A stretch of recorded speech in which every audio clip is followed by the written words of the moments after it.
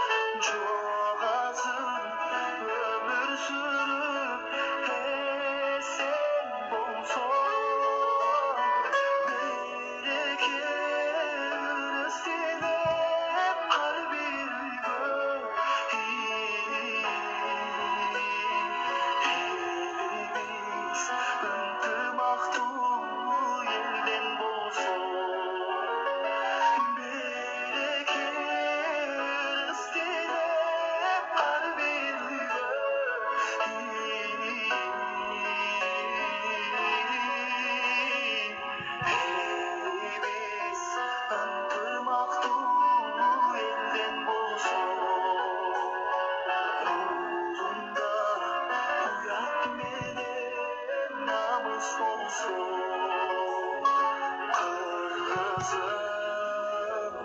ıntımaqtуу elden bolsun.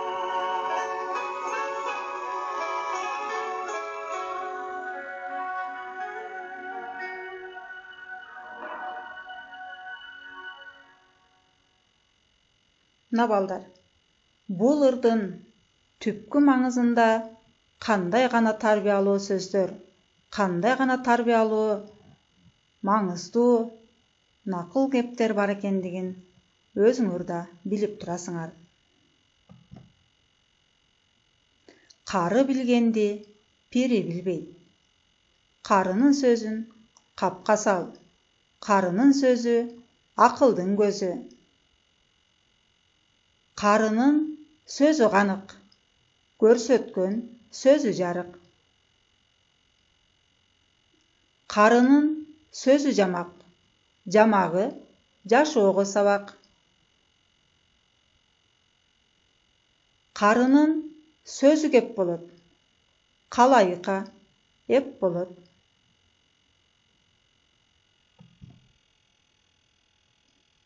Карылар күнүнүн тарыхы.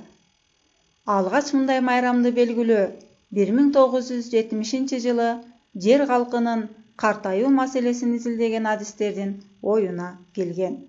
Бирок эл аралык статуска 1990 жылы 14 декабрында Бириккен Улуттар Уюмунун Генералдык Ассамблеясы өзүнүн 1 октябрь эл аралык карылар күнү деп токтом кылган.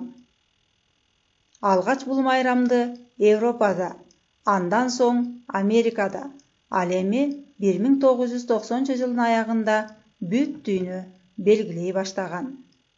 Мына ошол күндөн баштап 1 октябрь эл аралык карылар күнү болуп эсептелет. 1 октябрь күнү көптөгөн өлкөлөрдө түрдүү фестивалдар, майрамдар, акциялар жүрөт. Мунун баары улгайган адамдардын укуктарын коргоо, аларга көмөк көрсөтүү үчүн жасалат. Өкмөттүк эмес уюмдар ар кандай кайрымдуулук иш-чараларды өткөрүп, радио жана телеберүүлөрдө карылардын көйгөйлөрүн чагылдырышат.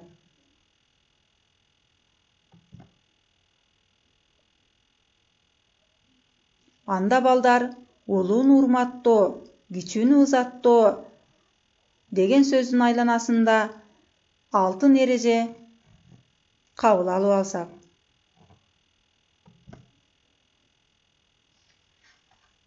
Балдар, жаштар өздөрүнүн жашы улууларды эмне үчүн урматташты жана кандай кылып урматтоону билиш керек. Өздөрү да ошондой жашка барат, ошондо аларды да кимдир бирөөлөр сыйлашын элестетет.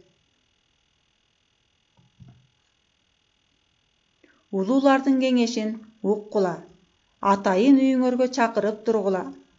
Чоң иш баштаардын алдында улуулардын батасын алгыла, улууларга тил кайтарбагыла жана акарат да кылбагыла.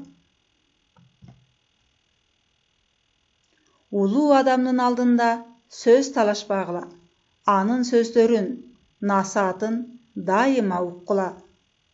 Улуулар силерге караганда бул дүйнөгө меймандар. Алар үйгө келсе жол бошоткула, колуна суу куйгула, тосуп алгыла. Ар кандай учурларда жардамыңарды эч качан аябагыла.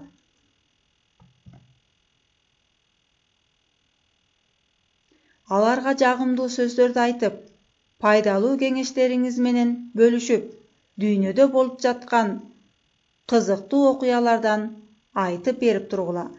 Ал адамдардын батасын алып, алардын да кеңешин четке какпай угуп туруубуз зарыл.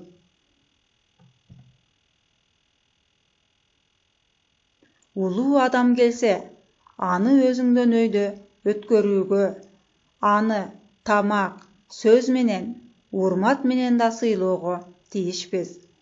Силердин улуу бир туугандарыңар болсо, алар менен тез-тез кабар алып барып тургула.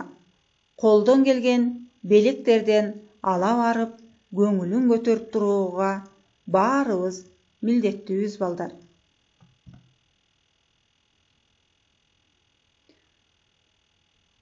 Карыларды сыйлайлы, айтканынан чыкпайлы. Анткени алар үйдүн көркө, ырысы, үй бүлөбүздүн асманында жанган жылдызы, көзүбүздүн кареге, нуру экенин жүрөктүн түпкүрүндө сактайлы, жана дагы эстен чыгарбайлы. Кана балдар, бүгүнкү тарбиялык сабагыбыз жактыбы? Бүгүнкү сабактан кандай маалыматтарга ээ болдуңар? Силерге эмне кызыктуу болду?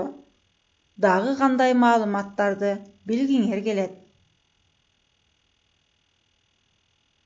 Мына ушундай суроолордун негизинде тапшырма берем. Карысы бардын ырысы бар деген темада дил баян жазып келүү.